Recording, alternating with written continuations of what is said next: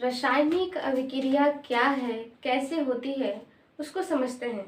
तो आपने कि रासायनिक अभिक्रिया या फिर रासायनिक परिवर्तन नाम तो सुना ही होगा, यानी केमिकल रिएक्शन या केमिकल चेंजेस। तो रासायनिक परिवर्तन या अभिक्रिया क्या है, उसको अपने दैनिक जीवन में जितने भी एग्जाम्पल हैं उसको लेकर के समझते हैं। तो आपने जो है कभी दूध से दही बनाने की प्रक्रिया तो जानते ही होंगे। आपकी मम्मी या आपकी बहन जो है कभी ना कभी दूध से दही तो बनाई ही होगी। तो क्या होता है कि मिल्क होता है, मिल्क का प्रॉपर्टी है लिक्विड। मिल्क जो है एक लिक्विड फॉर्म में होता है, इसका कलर वाइट होता है। जब उसमें थोड़ा सा खट्टा चीज डालते हैं, एसिडिक जो कोई भी सब्सटेंस डालते हैं, कोई भी खट्टा पदार्थ डालते हैं, जैसे आप थोड़ा सा दही डाल दिए फिर या कोई मट्ठा डाल दिए, तो क्या होता है कि वो दूध जो होता है कुछ घंटों के बाद वो जम जाता है, जिसे हम लोग दही कहते हैं। तो क्या हुआ कि दूध से दही हम लोग बनाए, तो क्या हुआ कि जो दूध का जितना भी प्रॉपर्टी था वो सब अलग हो गया। मतलब दूध जो पहले लिक्विड था अब वो थोड़ा सॉलिड स्टेट में आ गया, यानी दही बन गया। दूध पहले जो थोड़ा जो है सॉल्टी टाइप का था, लेकिन जो दही बना वो खट्टा था। तो क्या हुआ कि इसमें परिवर्तन आया। क्या परिवर्तन आया कि दूध के जितने भी गुण थे उसमें परिवर्तन आ गया, एक नए पदार्थ का निर्माण बना जो दूध से एकदम भिन्न था। तो यहाँ पर क्या हुआ, एक रासायनिक परिवर्तन हुआ। तो जब ऐसे ऐसे रासायनिक परिवर्तन है तो होते हैं तो उसे रासायनिक अभिक्रिया कहते हैं। एक और अन्य एग्जाम्पल देखते हैं। जैसे आपके घरों में जो लोहे की कुछ वस्तुएं होंगी, जैसे आपके घर के दरवाजे हो सकते हैं या खिड़कियां हो सकती है या कोई और भी चीजें हो सकती हैं।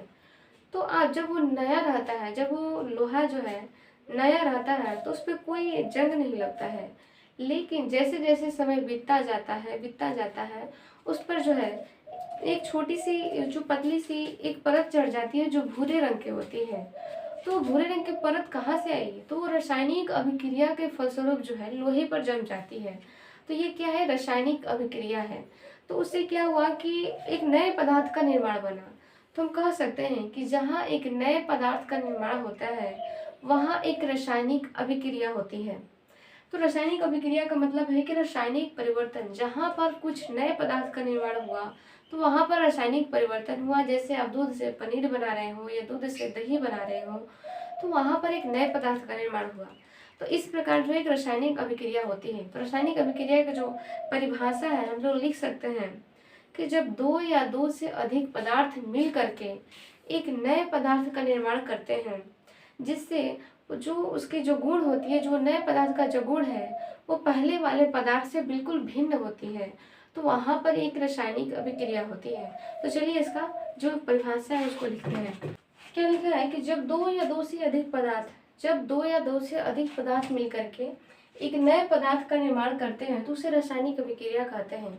इसका एक एग्जाम्पल है, जब आप मैग्नीशियम को ऑक्सीजन की उपस्थिति में जलाएंगे तो MgO मैग्नीशियम ऑक्साइड बनता है। मैग्नीशियम का जो है ऑक्साइड बनता है। अब आप सोच रहे होंगे कि ये क्या लिख दिया मैंने। तो इसका जैसे हम लोग दूध से दही बना रहे थे तो वहाँ पर कोई हमने एलिमेंट्स नहीं लिया था, वो हमारे दैनिक जीवन में कोई उपयोग था जो हम लोग लगभग करते रहते हैं।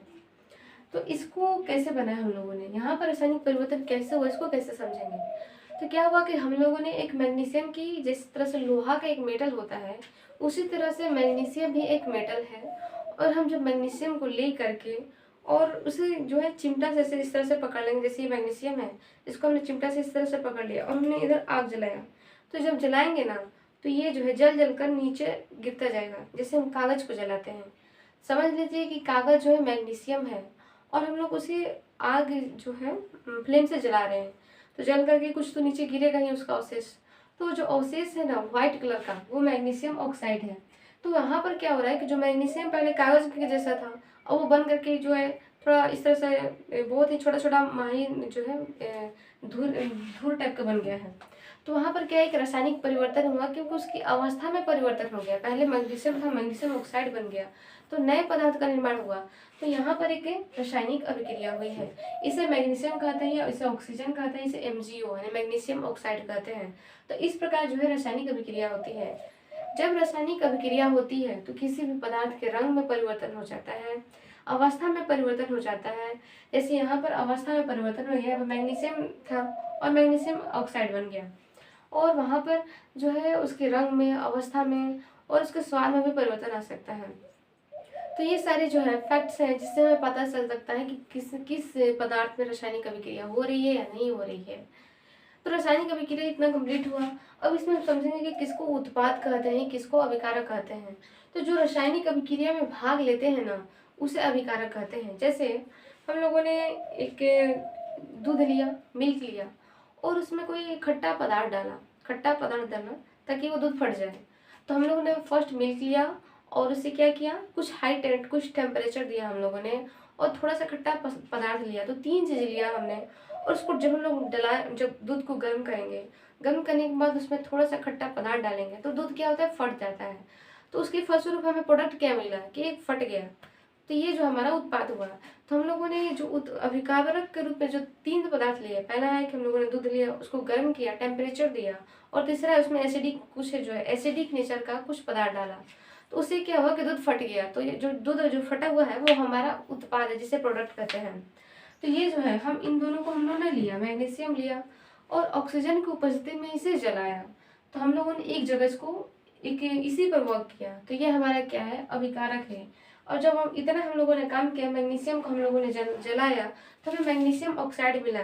तो जो चीज़ हमें मिलता है उसे उत्पाद कहते हैं, और जो चीज़ हमें इन्वेस्ट करते हैं उसे जो है हम लोग जो है अभिकारक कहते हैं। तो ये हमारा जो है अभिकारक है।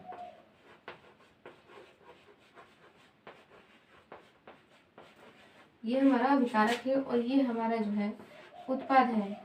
इसका एक अच्छा एग्जाम्पल हम लोग के लाइफ में भी है। जब हम लोग बहुत ज़्यादा हार्ड वर्क करते हैं, जब हम अपने आप पर समय देते हैं, एजुकेशन पर देते हैं, हम लोग अपने आप को टाइम देते हैं, तो जो हम लोग टाइम देते हैं ना, वही अभिकारक है, जो कि एक वर्क कर रहा है। और जो हमें प्रोडक्ट मिलता है, जैसे कि हम लोगों ने बहुत हार्ड वर्क किया और हमें 10th में मार्क्स अच्छे आए, तो ये हमारा उत्पाद हुआ कि हम लोगों ने इतना मेहनत किया, तब हमें वो रिजल्ट मिला। तो जो रिजल्ट होता है ना, वही उत्पाद होता है। तो इस प्रकार जो है अभिकारक और उत्पाद को हम लोग डिफाइन कर सकते हैं। अभिकारक जो होता है हमेशा इस तरफ होगा, और ये जो उत्पाद है हमेशा इस तरफ होगा। तो राइट हैंड साइड में क्या होगा, हमारे ये राइट हैंड ये है, तो राइट हैंड में क्या होगा, हमेशा अभिकारक होता है, और लेफ्ट हैंड में हमेशा उत्पाद होता है। जब हम दोनों के बीच में संबंध दर्शाना होता है तो हम एरो का चिन्ह का प्रदर्शित करते हैं। मतलब इसका मतलब है कि जब हम लोगों ने ये चीज इतना चीज लिया, तो हमें मिला क्या, हमें इस तरफ मिला क्या, तो उत्पाद मिला। तो ये हमें अभिक्रिया की जो रेट है वो दर्शाती है। तो इस प्रकार जो हम लोगों ने इस वीडियो में रासायनिक अभिक्रिया, अभिकारक और उत्पाद को हम लोगों ने समझ लिया। यदि आपको ये वीडियो अच्छी लग रही हो तो सब्सक्राइब करना ना भूलें, और ऐसे ही इंफॉर्मेटिव वीडियो के लिए बेल आइकन को दबाना ना भूलें। Thanks for today. जय हिंद।